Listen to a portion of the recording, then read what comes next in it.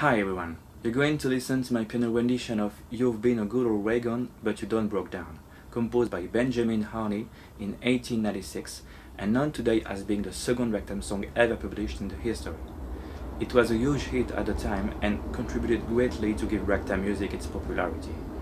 The lyrics are from Johnny Beeler, just check out the end of this video to look at them. So here it is, my piano rendition of You've Been a Good Old Wagon But You Don't Broke Down.